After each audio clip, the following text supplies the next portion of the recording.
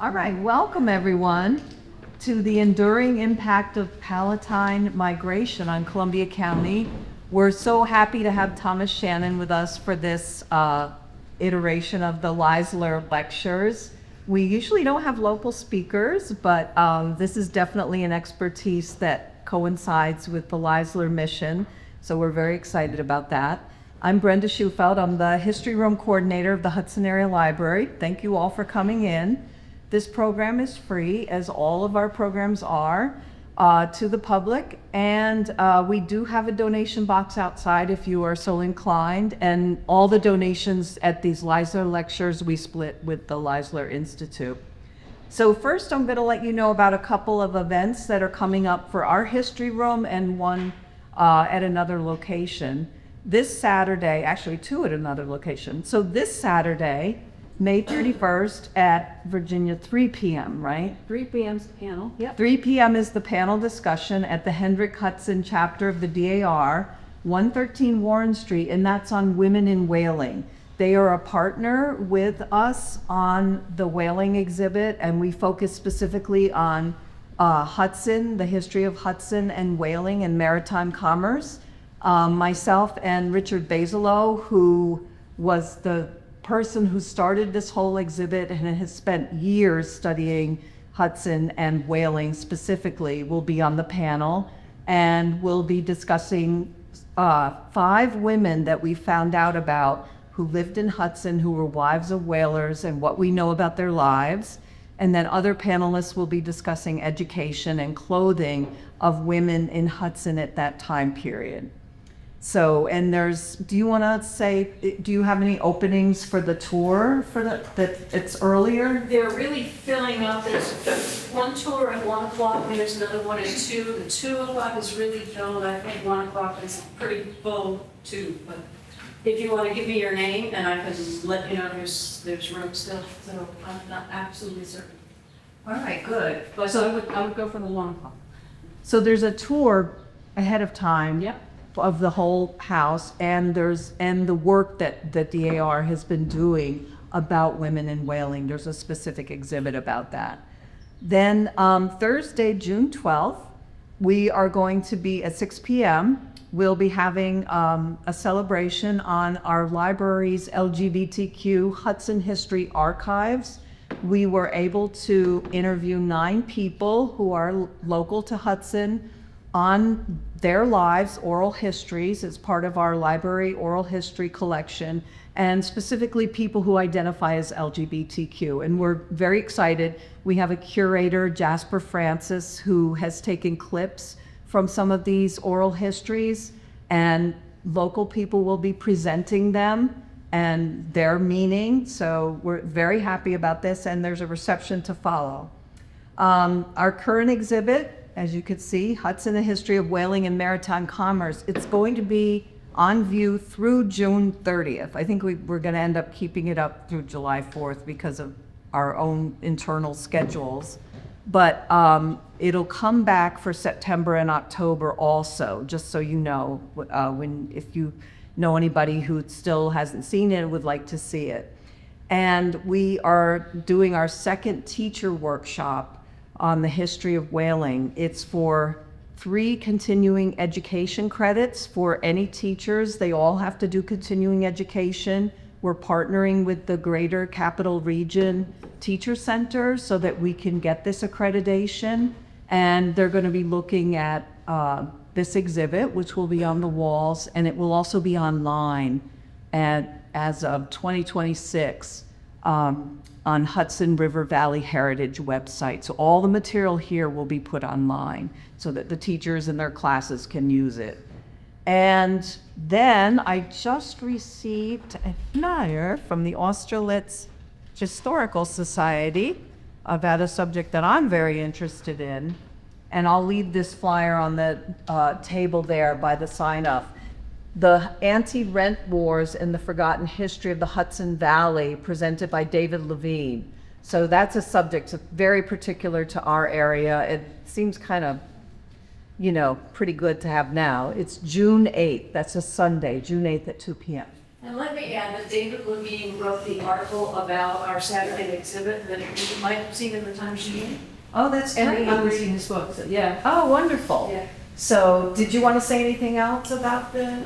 Well, what you should know is that European feudalism persisted to the middle of the 1800s, and the tenants of Van Rensselaer in this area rose up. They had no right to own their land, buy their land. They were virtually serfs, and Van Rensselaer was the law. They dressed up as Indians. They dressed up in their wives' dresses. A couple of sheriffs were killed. A couple of people were tarred and feathered. And eventually they won. They won because the state of New York overturned the system. But it was bloody battle. Crazy interesting. You ought to come over the hill of Austerlitz and find out more. So Sunday, June 8th, learn how to have a successful revolution in this country. I'm just kidding. No. Okay, so we appreciate our collaboration with the Jacob Leisler Institute for Early New York History, and particularly the founder and director, David Voorhees, who will now introduce the program speaker. Thank you. Thank you, Brenda. It is again with appreciation that I thank the Hudson Area Library for hosting the Jacob Leisler Institute's Peter Van Dyke Lecture Series. This series, named for the late Institute benefactor Peter Van Dyke, introduces the latest scholarship into colonial New York and New Jersey. These lectures are made possible through the generous support of the Van Dyke Family Foundation, the Hudson River Bank and Trust Foundation, and the Bank of Greene County Charitable Foundation, as well as by the support of individual donors. This evening's speaker is Thomas Shannon. Mr. Shannon is president of the Columbia County Historians, town historian for Germantown, trustee of Friends of Historic Germantown, and president of the New York chapter of Palatines to America, as well as serving on numerous other civic committees. He has published articles on local and regional history in the Hudson River Zeitgeist, the Columbia Paper, and other outlets. Mr. Shannon's presentation this evening will deal with the German Palatine migration to Livingston Manor and their continuing influence in this region to the present day. Please help me welcome Thomas Shannon.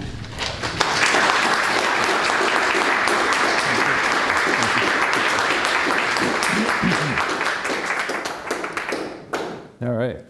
Thanks, everybody. Thank you very much, David and Brenda, for welcoming me. Thank you again for having me, because this is an important topic, and I like to connect the dots when I go around Columbia County. I like to connect the dots when I go around Columbia County and tie things back to Germantown, because the Palatine Migration of 1710 is one of the most important topics, in my opinion, in Columbia County history. A lot of the people who settled in Columbia County and spread out throughout Columbia County can trace their genealogy back to that original Palatine migration. The map you see here on the cover slide, this is the 1858 Beers Atlas map of Columbia County. This is a source that I've beaten to death in other lectures, but for today I just gave it cover slide duty. This is part of what's now the town of Gallatin, and you'll see a lot of Palatine names. Let's see, right here, you'll see Silvernail. Now, Silvernail may not appear to be a Palatine name.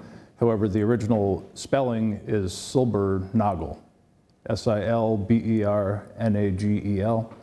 And that little hamlet there is what we call today the hamlet of Silvernails. The Roloff Jansen Kill runs right through there. The house site of Hans Dings, who is another Palatine, settled in that area. give you a closer shot of one of the 3 historic signs that are in that immediate vicinity of Silvernails. Hans Ding's, his family's cemetery is just on the other side of the Rolf Jansen Kill from there. He's one of the first settlers in that area.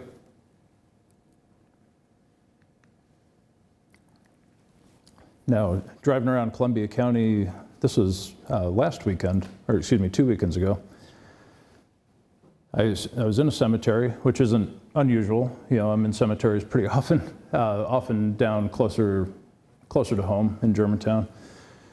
I stumbled on a Frederick G. Plattner, an Alicia Hawver, Hawver, and a Retta Lasher. Now, these are all Palatine names. You'd see them pretty commonly in Germantown, in Livingston, in Claremont. But in this instance, I was up in Kinderhook for the Columbia County Historians meeting. We met at the Vanderpool House. These 3 gravestones are immediately to the east of that guy, President Martin Van Buren. The 3 closest gravestones just east of his family plot. On the other side of Martin Van Buren's obelisk is his mother and his mother's family. And immediately to the east, 3 Palatine families. So that gives you an idea of how far scattered the Palatines were within Columbia County. Traditional historical narratives, most recently Philip Otterness's account of the Palatine Migration. They'll follow the Palatines who left East Camp in 1712. They'll follow them out to Schoharie and then eventually the Mohawk Valley, some of them down into Pennsylvania. And what really gets overlooked in that narrative is how many Palatines stayed here in Columbia County, what became Columbia County. Now, this is a bicentennial era project. Germantown, like many other, if not all other towns in Columbia County, had a bicentennial committee in the 1970s. This is one of their big projects down in Germantown.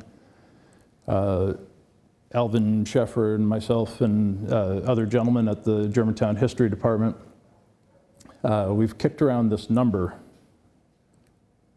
So this number to us has always seemed a little bit inflated, 1,484 refugees from the Rhineland. So the other sources that we have indicate maybe about 11,000 or so Palatines living in East Camp in early 1711, so the spring after they arrive in East Camp.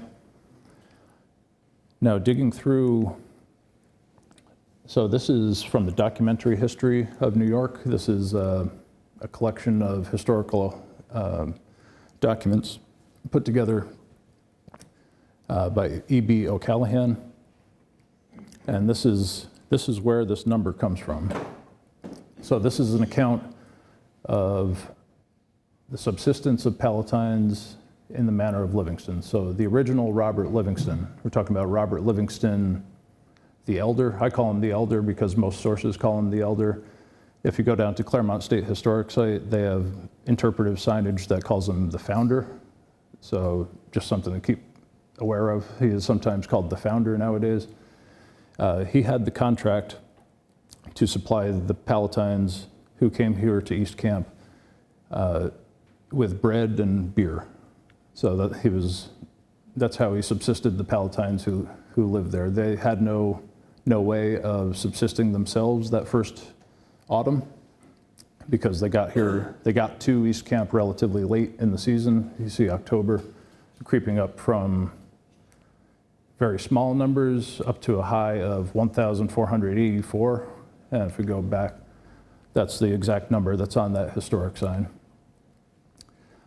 An idea that Alvin and I have been kicking around is perhaps Livingston was feeding some Palatines who lived on the west side of the river over in West Camp. But it is possible that there was this many Palatines living in what's now Germantown. This is that first winter of 1710 into 1711.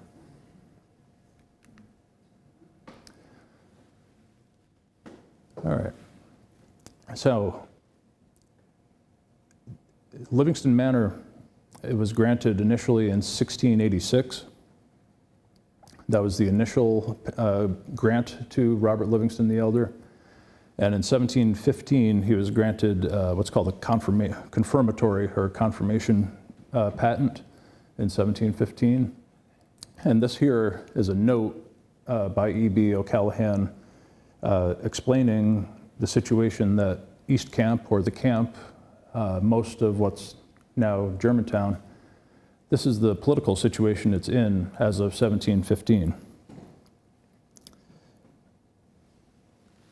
So it refers to freeholders here towards the bottom. Now in 1715, the status of the title, so title to the land in East Camp is a little bit unclear in 1715. In 1710, Robert Livingston sold these 6,000 acres that are mentioned here. These 6,000 acres were sold back to New York Province. The Governor Hunter, who was the governor of New York Province at that time. In 1715, when Livingston gets the confirmation patent, politically speaking, this land is still part of Livingston Manor, and any freeholder in the camp has the right to vote for the assembly seat that goes with the Manor of Livingston. That's one of the big things that comes with this confirmation patent in 1715 is Livingston Manor is automatically granted an assembly seat in the provincial government. And the following year, 1716, Robert Livingston the Elder himself he assumed that assembly seat in 1716. Let's see. But as far as this note goes, it's a little bit tricky because none of these people in East Camp are actually freeholders at this point.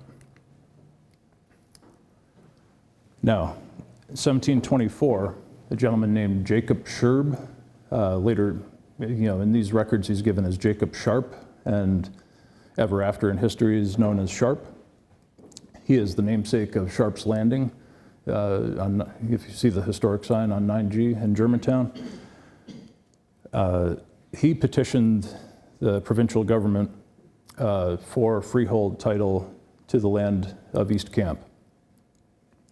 And one of the things that he did was he went around himself and Christoffel Hagedorn, so Jacob Sharp, Christoffel Hagedorn, and Jacob Schumacher. Those three gentlemen, they signed the petition in 1724 for freehold title to the 6,000 acres that make up East Camp at that point. And one of the things he did was make a list of all the people willing to remain at East Camp. And this is another kind of curious thing. Alvin and I have kicked this around a bit too. Why were these 10 gentlemen not willing to stick around? They're about to get freehold title to the land that they're on, but they're not willing to remain at Livingston Manor. They've been there at that point for 14 years, give or take, and they're not willing to stay. They want out at that point. All these other gentlemen, these heads of household, are in line to get freehold title finally, 14 years later.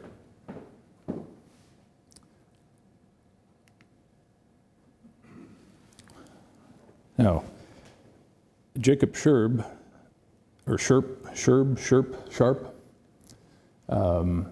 and David has a lecture coming next year about Johann Peter Zenger, the famous Zenger trial.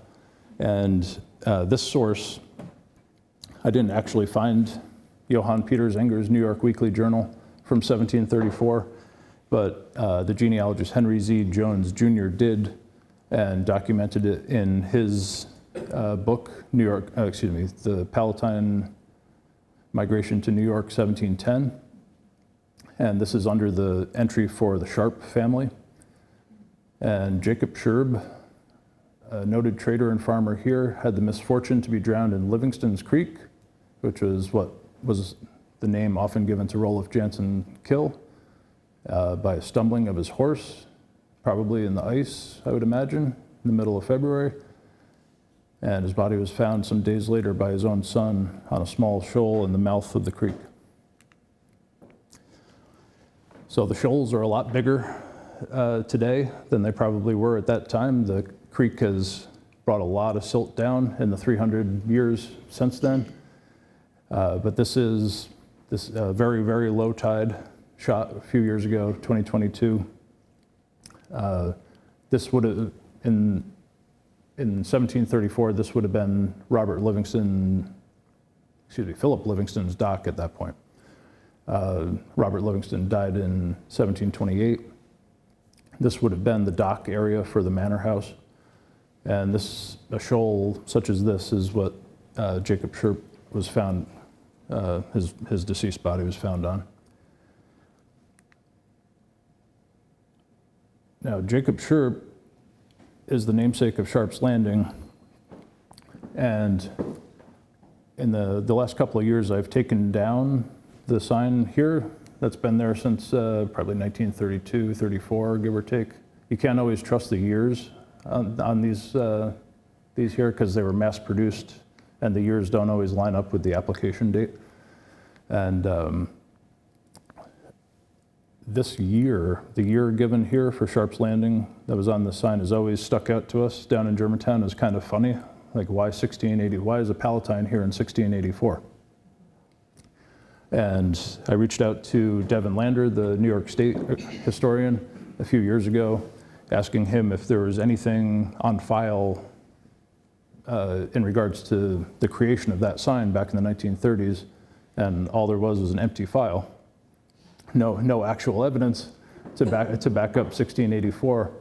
And what we think happened here, there's a place called Sharptown in the town of Stuyvesant. There's a Sharptown Road, and there's a historic sign very similar to this for Sharptown. So two of the family names there as part of the Sharptown settlement, that is a small boatload of Swedes who settled in the area called Sharptown in Stuyvesant. They arrived in 1683. So we think whoever wrote this sign back in the 1930s conflated those two places, the Sharptown settlement in the town of Stuyvesant with Sharp's Landing in the town of Germantown. So this sign is retired now. It's broken. It's been repainted 1,000 times and replaced with this sign, which I wrote. Most of the primary source evidence that we have from deeds and other documents refers to Sharp's dock. I've yet to find one that refers to Sharp's Landing, even though Sharp's Landing, the sign was there for so long that many people just automatically go to Sharp's Landing rather than Sharp's dock.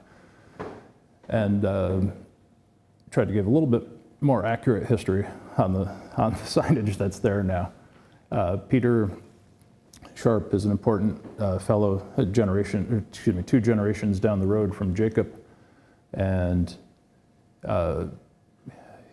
he was one of the, I don't say major, but he was tied for the largest slave owner in the town of Germantown. He owned 6 slaves towards 1790, 1800, 1810 area. And Sharp's Landing or Sharp's Dock does not exist today because the working theory, at least, is that when the railroad came through in 1851, it blasted out the area that was previously a nice gradual descent down to the Hudson River. Now, to get back to the freehold title, Jacob Sharp applies for title to the 6,000 acres on behalf of all the Palatines. Him and Hagedorn and Shoemaker appeal to the governor, and they're granted. They're granted, at least in theory, title to these 6,000 acres in 1724. Jacob Sharp dies in 1734, and the title has not yet been distributed to the freeholders, or, the potential freeholders here in the 6,000 acres. Finally, in 1740 and 41, that's when these lots that you see here, it's probably a little bit tricky to see, but this is the original 6,000 acres, what later became Germantown. The map here was made by Cadwallader Colden Jr., not the famous one, not the one David studies at length. There's the little note that you see in the bottom corner. Blew that up a little bit, and I think reasonably clear it's Colden Jr. who created this map. And at this point, the trustees of the 6,000 acres are Johannes Hayner, Christoffel Hagedorn. The other gentlemen who were trustees of this land had passed away at this point. So the Palatine Migration is in 1710. They have 14 years of limbo before they even know that they'll have title to this land, and then another 16 years goes by before they actually have title in hand and can sell the property, monetize the property, have some economic value to the property that they've lived on and worked on for, at this point, 30 years. Some of them, Jacob Sharp obviously passes away 1734, never actually gets to own property in any meaningful way in these 6,000 acres. Now, Howard and I we've emailed back and forth a little bit about this. This is to my mind, this is a fairly unique situation in Columbia County just because of how early it is. This is a government grant of land. So the government of New York Province purchased the land from Robert Livingston to settle the Palatines on. And then it's disputed somewhat until 1724 who's going to get this land after the Palatine project, the tar camps, the project to produce naval stores for the British Navy. That falls apart in 1712, so the original purpose of settling the Palatines in this area doesn't really exist after 1712. So to my mind, this is somewhat more unique than other freehold situations across Columbia County. Roughly 2/3 of what's now Columbia County was either Livingston Manor or the lower Rensselaer Manor. So John Brooke and some other researchers have done a lot of work looking at the distinction between tenants and freeholders in Columbia County. And these Palatines, this year here, 1740, they have title to the soil here in East Camp quite a bit earlier than anywhere else in those two manors in Columbia, what became Columbia County. Now, let's fast forward to some Revolutionary War talk. I'll bring Howard back in here in a minute. So these are the memoirs of William Smith, Jr. He was not at the point he was writing here, but he eventually became the last Chief Justice of New York Province. He was, you say, a moderate loyalist early in the war, becoming a little bit less moderate loyalist as the war went on. He tried to play it even-handedly, and then eventually loyalty oaths were demanded multiple times, and after about 3 or 4 refused loyalty oaths, he was sent back to British-occupied New York City, and towards the end of the Revolutionary War, he becomes the last Chief Justice of New York Province. Flees to England after the war, and becomes the first Chief Justice of Lower Canada in the first few years of Canada's existence. During the Revolutionary War, this is 10th of May, 1777, he's under something like house arrest in the Hermitage, which used to stand until 1983, stood on Wire Road in the town of Livingston, right on the Roloff-Jansen Kill. And among the things that he gets at here, PRL, that's Peter R. Livingston. He's the gentleman who lived at the Hermitage, and they're married to sisters, I believe. Alvin can correct me if I'm wrong on that. I believe they're married to sisters. And what I wanted to stress here is this is his estimation. This is Peter Robert Livingston's estimation of who's a loyalist and who's a revolutionary in Livingston Manor at this point. So Peter Robert Livingston, his father is Robert Livingston Jr., the third Lord of the Manor. This is the grandson of the original Robert Livingston. So all of his father's tenants, that would be about 400. So that's going to be the entire southern third of Columbia County. That's what's left of Livingston Manor after you take away Germantown and after you take away Claremont, what's now the town of Claremont. 400 people stretched across all that land. RRL is Chancellor Robert R. Livingston. He has about 60 tenants in what's now the town of Claremont. That's his domain at this time. And other inhabitants, mechanics, and inmates, and the camp people. The camp people are the people who live in Germantown, the freeholders at Germantown. About 50 fighting men included among the camp people. More are attached to the crown.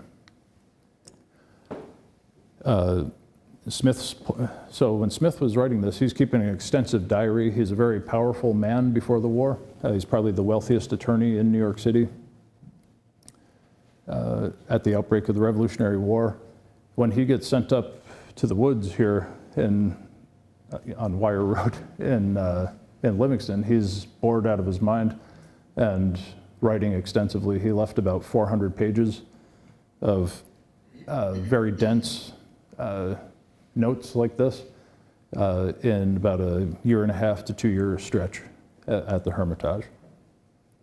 And this was his estimation of political sympathies during the Revolutionary War across Livingston Manor. Now, that's not to say that no Palatines fought on the American side in the Revolutionary War. There was what's called the Livingston Manor, the 10th Regiment, the Livingston Manor Regiment.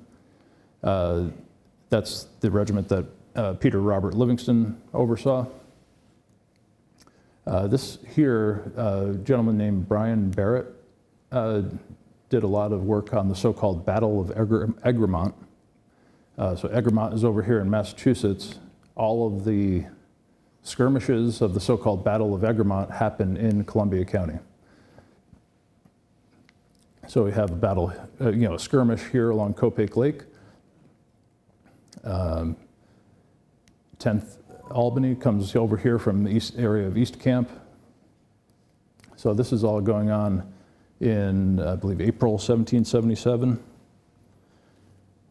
And one of the skirmishes, interestingly enough, happens at a place called Long Lake.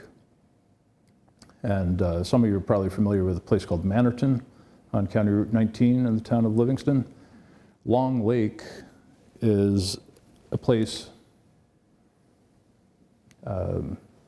here in what today we call these twin lakes. So at one time, this is the 1798 Wegram map.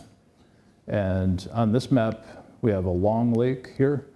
This lake doesn't have a name. Nowadays, we call these twin lakes in Elizaville. So we have part of the so-called Battle of Egremont all the way over here in Elizaville on Twin Lakes, on the southernmost of Twin Lakes. I don't know if anybody still calls that Long Lake or not. The 1798 Wegram map here is a source that I use all the time in my capacity as town of Germantown historian. And if you take a look across this map here, you'll see Palatine names everywhere. So we're town of Livingston, the line is roughly here. We have the town of Claremont over here and modern town of Taconic over here. Lake Charlotte is now, we call that Lake Taconic now. Over here, this is the small hamlet of Claremont now. So Town Hall is roughly just north of where the schoolhouse site was. And Dr. Wilson's house still stands. Dr. Broadhead's house, a giant brick house where Buckwheat Bridge Road comes onto Route 9, that still stands. And Colonel Tenbrook's house, the Bowery, also still stands. The house labeled General Livingston, General Henry or Harry Livingston, that's what we call the Calendar House. There's a historic sign for that on what's now modern County Route 19. Just take a look at all of these Palatine names. So we have Best, which is a Palatine name, Shaver, we got a Minkler, we got a Rockefeller, Heiss, Teal, Wolf, Snyder. I emphasize it just to show how scattered the Palatines became all across Livingston Manor. Rockefeller? Yeah, so Rockefeller, before I move on there, so the Rockefeller name doesn't come to East Camp until 1733. So there are several subsequent waves of late Palatines who come after 1710. There's a small wave in 1722, another one a little bit later in the 1720s, and then the final one that is sometimes called the late Palatine Migration is 1733, and Johann Thiel Rockefeller is the most famous of those who came in 1733. So he settled in East Camp, and a first cousin of his settled down in New Jersey. 2 generations later, their family tree comes back together. A couple of their grandchildren get married. Fast forward 4 generations, and you have John D. Rockefeller Sr., the Baron of Standard Oil. So he goes back to the 2 original Rockefellers who settled in America, one of whom settled in East Camp. This is another interesting thread from Columbia County. So these are Palatines. All of these, the spelling is not great in this source, but these are all Palatine names. Esselstyn, Michael, Hagedorn, Hoffman, Bonesteel. So this list here comes from Henry Simmons' journal. Henry Simmons was a lieutenant. He was a lieutenant of a loyalist regiment raised in the town, what's now the town of Clobrook. And these guys, all of these guys went and fought on the British side during the battles of Saratoga, during the Saratoga campaign. So all of these names wind up in Canada after the war. How could I forget Finkel? Finkel is probably the most notable name in there. All of these names resettle in Canada and have thousands and thousands and thousands of descendants in Canada and all over the world today.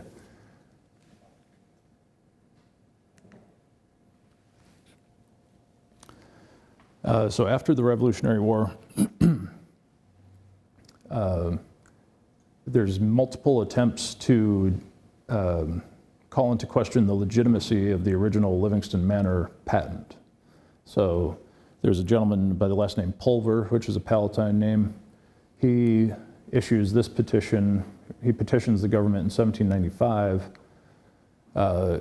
questioning the legitimacy of Livingston Manor. Doesn't want to pay rent anymore. Will talked about feudalism in America.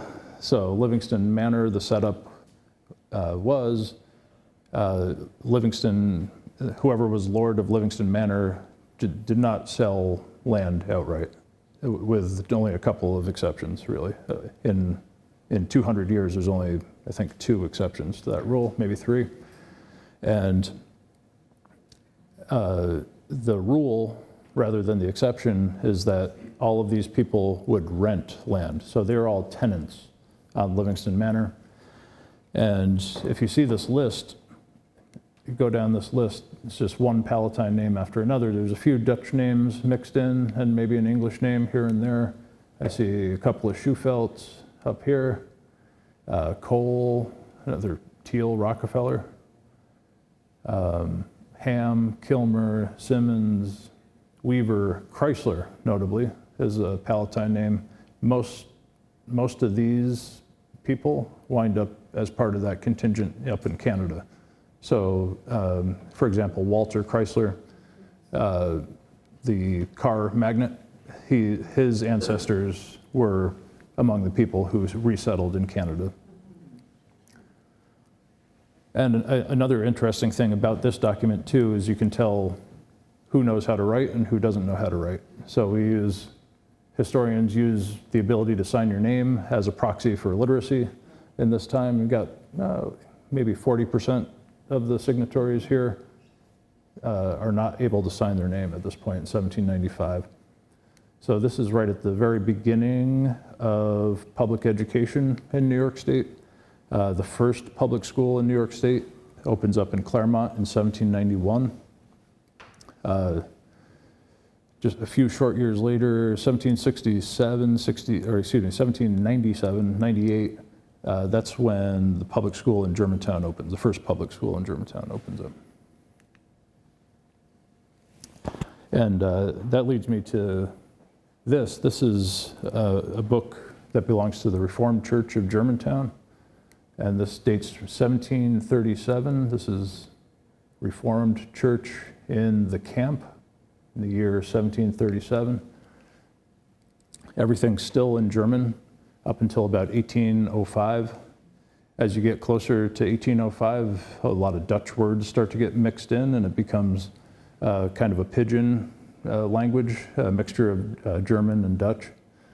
By 1805, the churchmen of the Reformed Church in Germantown move over to the English language. So roughly 10 years after the public school opens up in Germantown.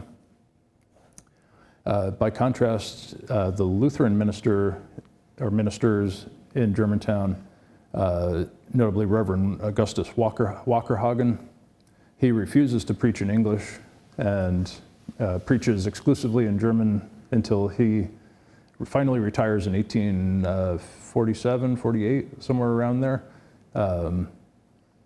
Yeah, he just refuses to preach in English. So by that point, most of the younger people in his pews have no idea what he's talking about, because they grow up going to the public schools, and by that point, the German language is really starting to vanish in southern Columbia County. All right, so you've held on that long. Now we're on to the gravestone portion of the talk. So this might be the only surviving gravestone of an original Palatine, someone who came as part of the Palatine Migration in 1710. The only one that I'm aware of in Columbia County that survives. This is behind the Livingston Memorial Reformed Church, actually in Linlithgow, not to be confused with the Linlithgow Reformed Church, which is located in Livingston, in the town of, in the hamlet of Livingston. So this is right in Linlithgow. That church, the original of that church dates to 1722.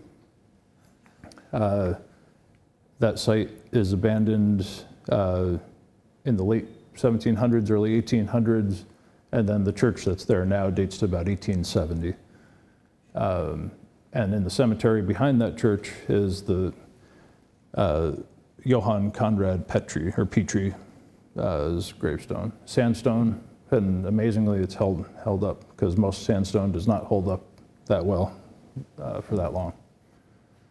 So if you look at the Wigram map, which we saw earlier, there's a huge crop of peat trees, all settled on what's now Alvin's land, off of White Birch Road in Linlithgow.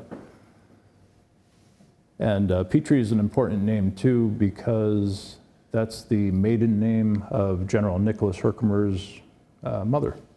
So General Nicholas Herkimer, he's from the Palatines, who settled out in the Mohawk Valley.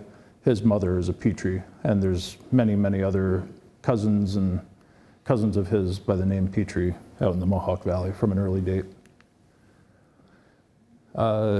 This gravestone turned up just maybe 3 years ago during maintenance of the Cheviot Cemetery in the Cheviot hamlet of Germantown. This was buried under 2 or 3 inches of dirt and kind of got found by accident. And it's the oldest gravestone that we know of in the town of Germantown that's been unearthed to date. So if any of you are familiar with the Lost Cemeteries lecture that I gave a few years ago, we talk about the Palatine cemeteries in Germantown and how they're all gone. The 2 original church cemeteries, the Lutheran cemetery and the Reformed cemetery, all the stones are gone, and they've been gone for a long time now. The Cheviot cemetery, a little bit of a mystery why it even exists. So it's never, to our knowledge, never associated with a church. The Palatines are an intensely religious people, and there's a pretty large cemetery with no obvious connection to any church. And this is the gravestone of Christoffel, F-F-E-L. I ran out of room here, so it goes Christoffel, and his last name is Fritz, F-R-I-T-Z. And he died the day of 27 December, the year 1762.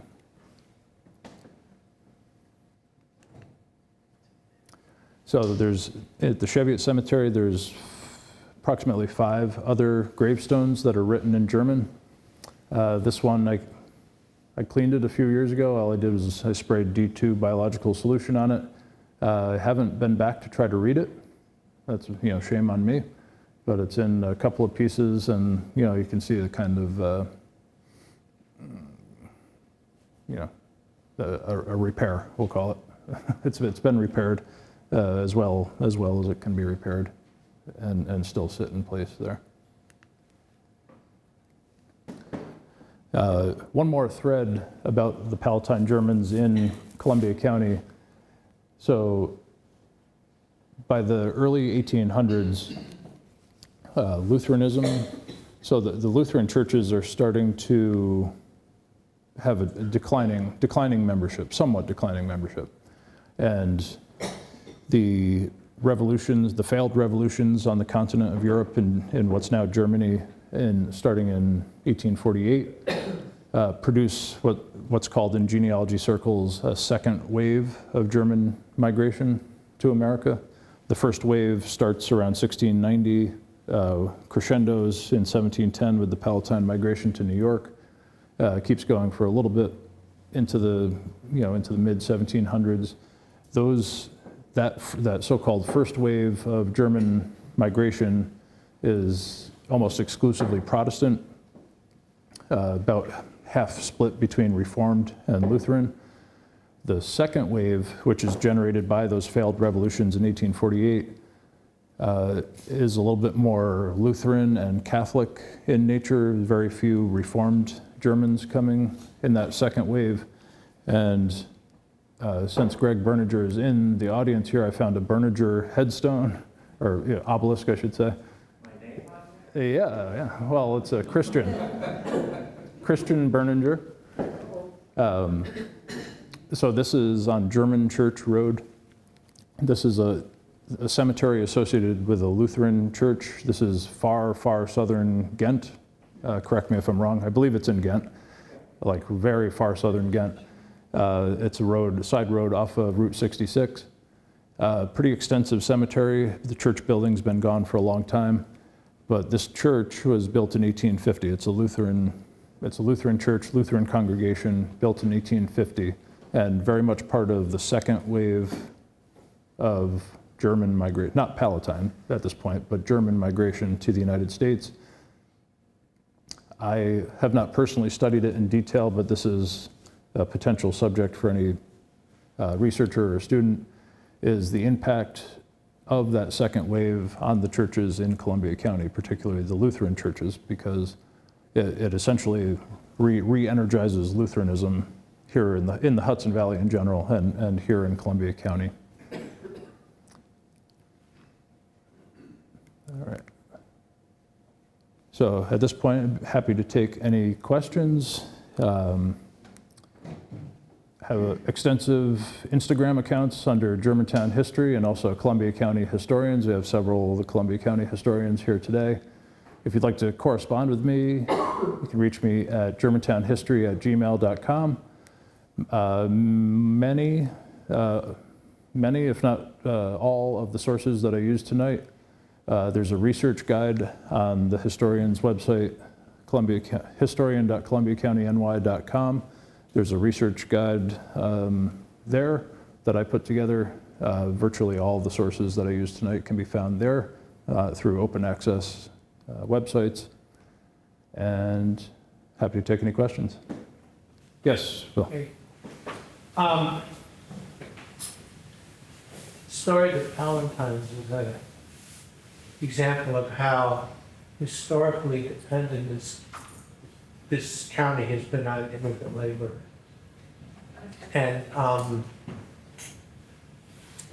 the story of their journey here is horrific.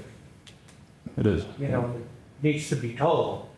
I mean, they went to London and they died in droves of, I believe, typhoid. They come to New York and they're virtually auctioned off like slaves. Not slaves, but indentured people.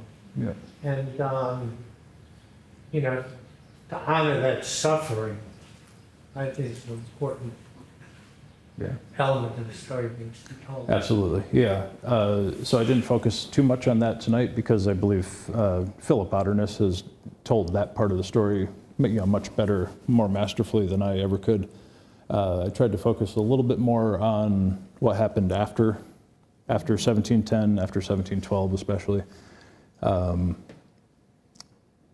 One of the things that's going on with the Livingston patent, the Livingston Manor patent, so the initial patent is given in 1686.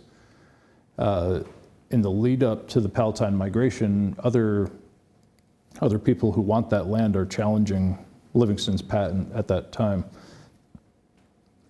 And rightfully so, claiming that there's hardly any people on the Livingston patent, 10, 20 years after the patent is given. And why should he still have this patent, even though there's nobody living on it? So that's a big part of Livingston's motivation for selling that land to be used to resettle the Palatines on. He needs people on his manor in order to maintain his claim. And then the reason, I would argue, the reason why the confirmatory patent comes in 1715 is because Livingston is, rightfully so, scared that all the Palatines are going to leave, and he'll be right back in the same situation. There's no people on his manor. So I believe the confirmatory patent process happening in 1715 is a direct result of Livingston's anxiety to finally get that confirmation patent before all the Palatines leave. So, yeah, good question. Thank you, Will. So I want to try to Yes. get this. I'm sort of new to this area, so this is all very new to me. Okay. But why did the Palatines not stay? Okay, so many of the Palatines who were in East Camp were not happy. So they wanted farmland. There was something called the Golden Book was circulated in what's now Germany before the Palatines even got down to Holland or over to London as part of the refugee crisis that led to the Palatine migration. There's Reverend Kurthal's Golden Book, and it promised great farmland in a place called Schoharie.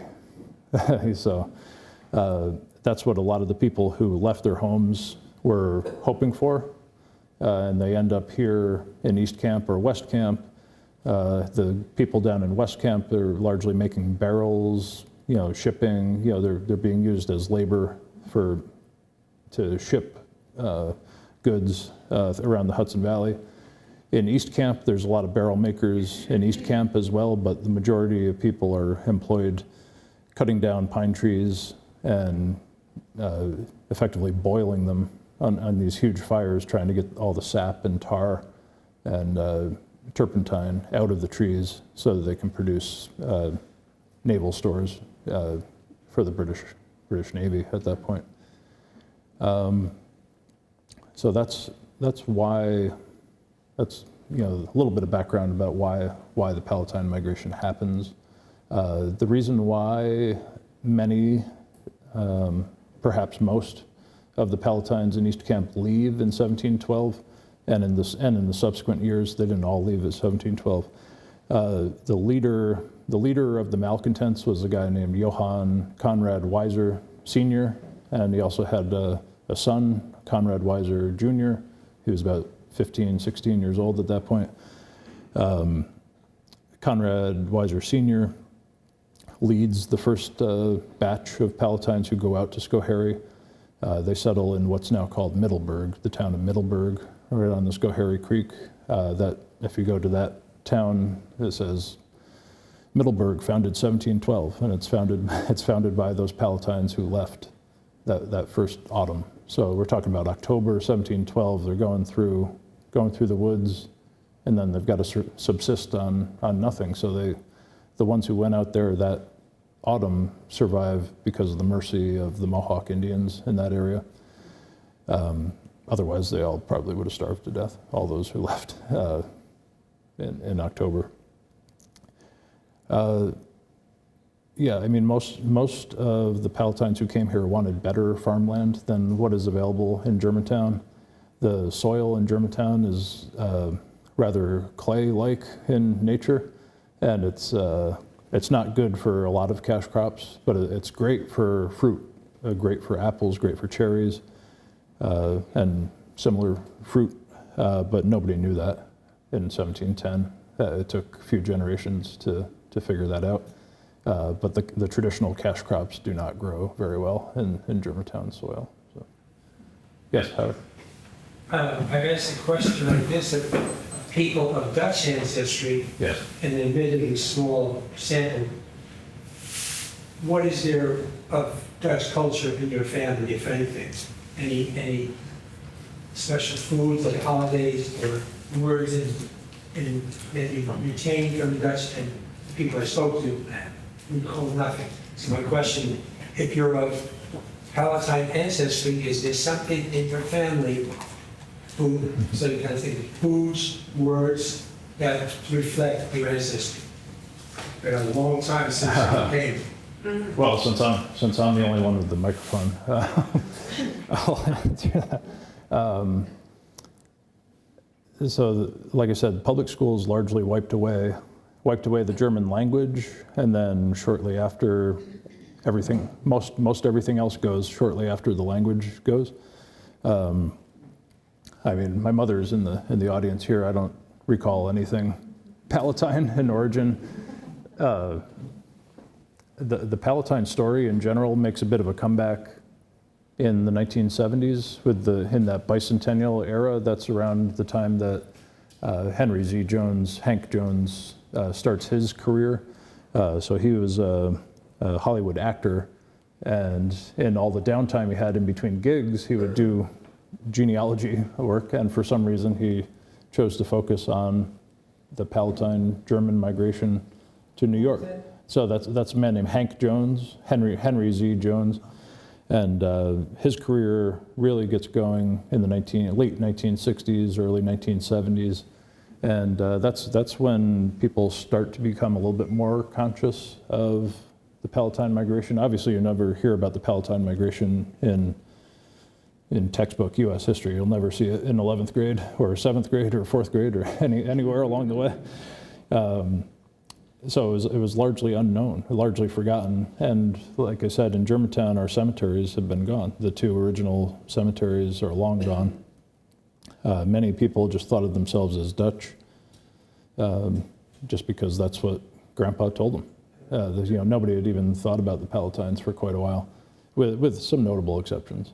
So, unless somebody else in the audience has another thought, I would say the Palatine thing, Palatine culture, food, and whatnot, largely swept away by time. Just a religion. Yeah. So in Germantown, there's a Lutheran church and there's a Reformed church, and it's really not a Dutch Reformed church.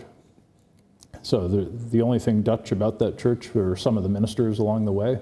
All of the people in the pews were Palatine Germans and their descendants, and a few Dutch migrants, from other parts of the Hudson Valley here and there, but not a Dutch Reformed church, very much a German Reformed church.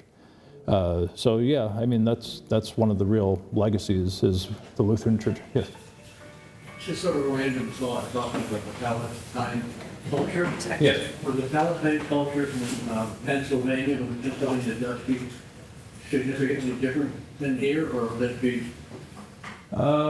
So in terms of Pennsylvania Dutch culture, so the origins, I would say the origins of Pennsylvania Dutch culture start with Weiser and some of those other Palatines who followed Weiser.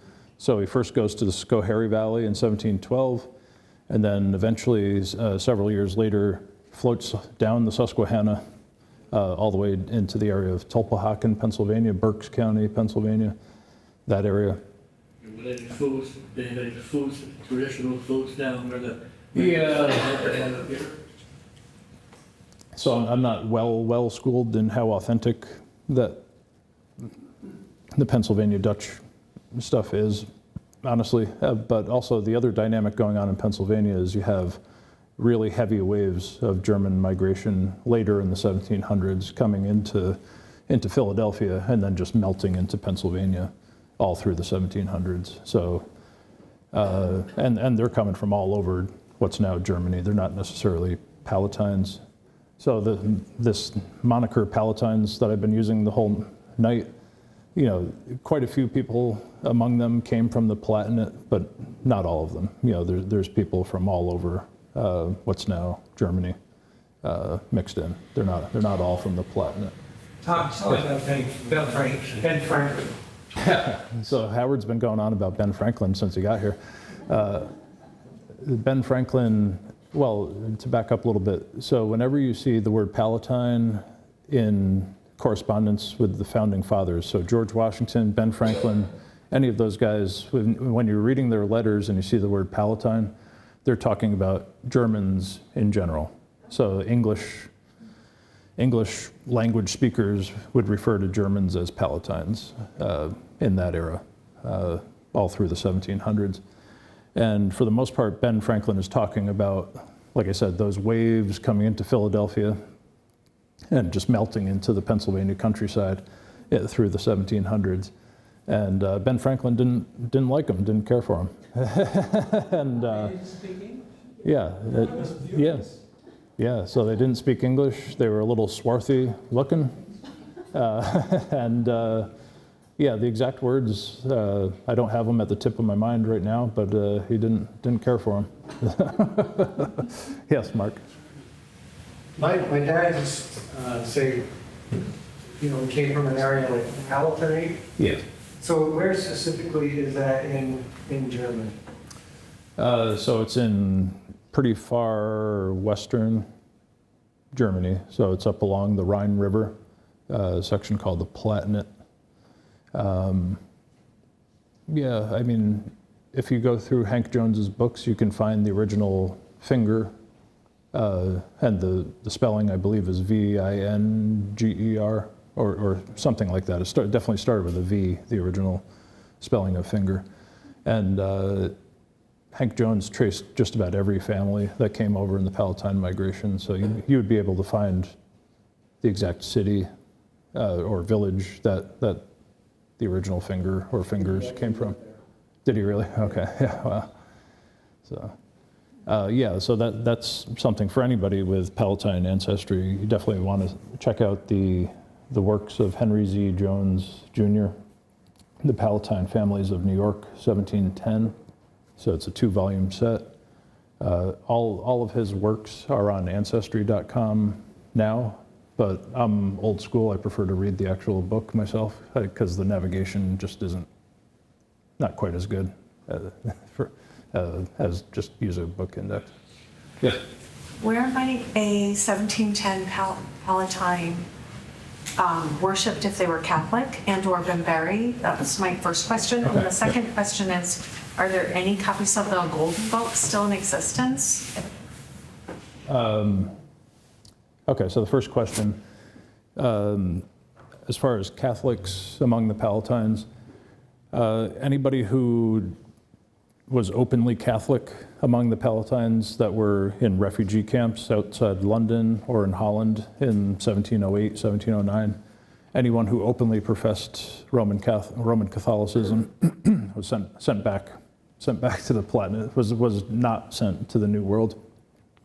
There were, I believe, 13 Roman Catholics who did made their way to East Camp, and there's reference, Reverend Johann Frederick Hager, who was employed by the Society for the Propagation of the Gospel in Foreign Parts, a British, basically an Anglican body meant to promote Anglicanism in the New World. He's living and preaching in East Camp from 1710 till his death in 1721. He left a written record of converting 13 Roman Catholics who wound up in East Camp. But that was really the only option, was you had to convert, at least outwardly convert, or if you're faced with being sent back. So, yeah. Yes. So the practice of Catholicism in New York and colonial here was outlawed in 1691 up until the Revolution. So but you cannot openly practice as Catholic. Okay. It would be illegal. Thank you for that, David. I have a question, and that is about legal literature. And I'm expressing my prejudice, which she basically abused without keeping them in perpetual debt, and that was one of the reasons why they didn't want to stay, they wanted to get away from it. Yeah. So David is not a big fan of either Robert or Alida Livingston. Anyway, he wears it on his sleeve, and I don't disagree with him, I don't think. But in the letters, so there's pretty voluminous correspondence back and forth between Robert and Alida Livingston, and the only thing that comes to my mind right now is she spoke about the Palatines in the same term she spoke about the African slaves that she held. So there's not a whole lot of distinction between those two classes of people in Alida's correspondence, which just gives you an idea of what she thought of both of those groups of people. So. Yes, Brenda? Yeah, and you asked a question about the Golden Book? Oh, yes, I'm sorry, I missed that part, yes. I believe Cokerth, copies, it was mass produced over in the Palatinate. And I believe there's copies that still exist of the Golden Book. You can read it, you can find it online and read it. So popular that it was a second edition. That's right. So that was really mass produced. The parallel in my mind that I always go to is the Okies. Like during the Great Depression, the Okies, hearing about how great California is, they get to California and it's just as bad as Oklahoma. So that's the parallel my mind always reaches for when thinking about that.